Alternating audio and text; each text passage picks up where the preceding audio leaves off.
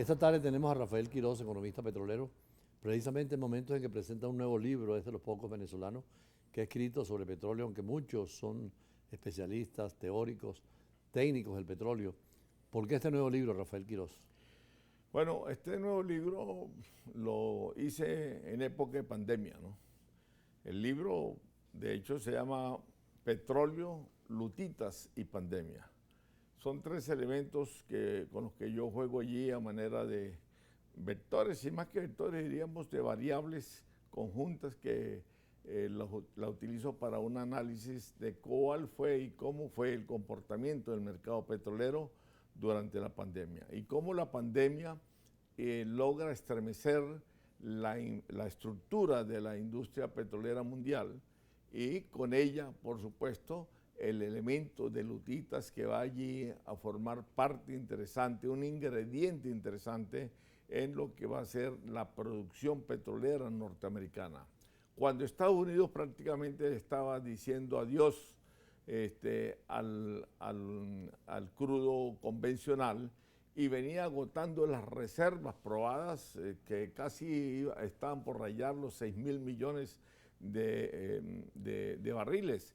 Esto iba a colocar al mercado y a la situación petrolera norteamericana, específicamente referidas a las reservas probables y a las reservas probadas que venían en agotamiento. Bueno, esto significó una especie de renacimiento energético para Estados Unidos cuando descubre la técnica del fracking, que es lo que llamamos lutitas, porque el fracking no es otra cosa que un método tecnológico de quebrar la roca, demoler la roca adentro, o sea, la roca madre, que se llama lutitas, para poder extraer de allí el petróleo que no nació. Ahora, cuando se habla de esta pequeña historia nueva del petróleo, sobre todo vinculado a lo que es el COVID-19, no había aparecido el fenómeno de Rusia y la situación de Ucrania y por lo tanto Europa no tenía esa absoluta necesidad y los Estados Unidos tal vez con las lutitas ahora pueden incrementarlas. Eso es exactamente cierto. No había aparecido dos, tres lunares en el rostro del mercado petrolero internacional porque no se había dado la guerra entre Rusia y Ucrania y tampoco el problema del Medio Oriente entre Israel y Hamás. Entonces eso viene a abonar, por supuesto, y a acrecentar la situación del mercado petrolero mundial, porque primero se realiza el último en el Medio Oriente, que aun cuando ninguno de los países petroleros, ni Israel ni Hamás tampoco como Estado, sin embargo se efectúa en un área, en una zona, en una región que es bastante epidérmica, por decirlo así, bastante delicada por ser el Medio Oriente, el centro de atención mundial de la reserva de petróleo.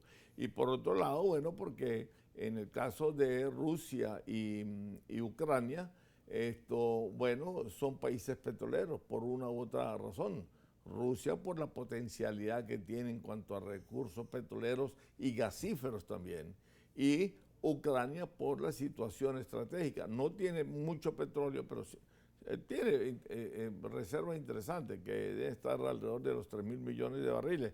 Pero más que eso es por el oleoducto y gasoducto que pasa por el norte de Ucrania, que viene desde antes de los Urales, viene desde lo que es la zona antes de los Urales, recoge el petróleo que viene del mar Caspio y lo lleva hasta Alemania en una bifurcación que hay ahí de un gasoducto que se llama Druzhbach, que fue creado, que fue construido por la Unión Soviética en 1964 para distribuir crudo y gas en los países del bloque de la cortina de hierro. Y esa bifurcación va hasta Alemania y la otra baja hasta el sur de Hungría. Ahora, y reparte crudo a todos esos países, a todo el bloque de la Unión Soviética. Y el Druzhbach se llama precisamente Amistad.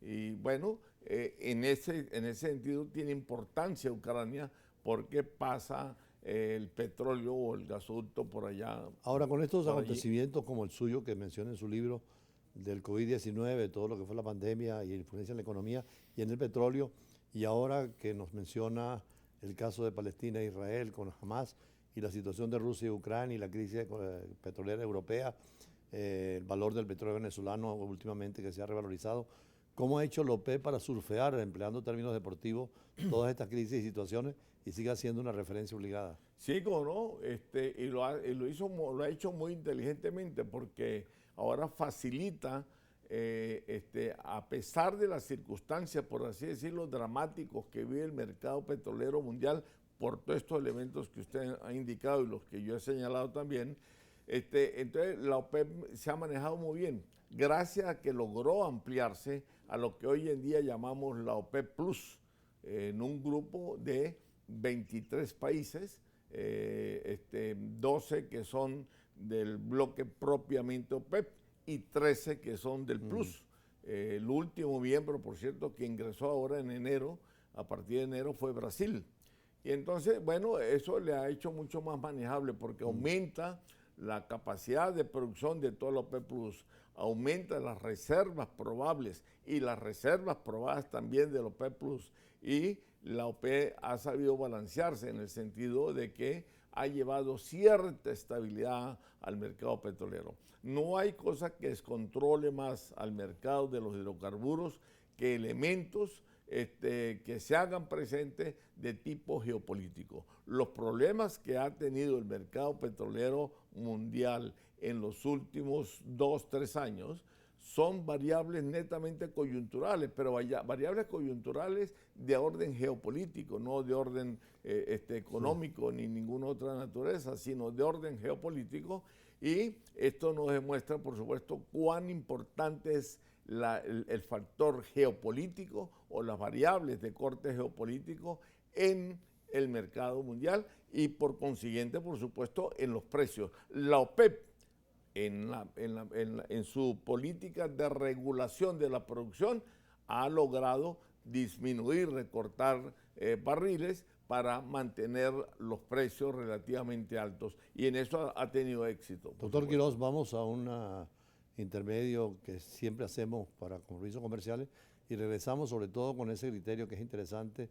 Yergin, que es uno de los grandes teóricos del petróleo, hablaba de que 90% es política y 10% es economía. Y usted que es economista petrolero nos sigue hablando sobre el petróleo. Ya regresamos.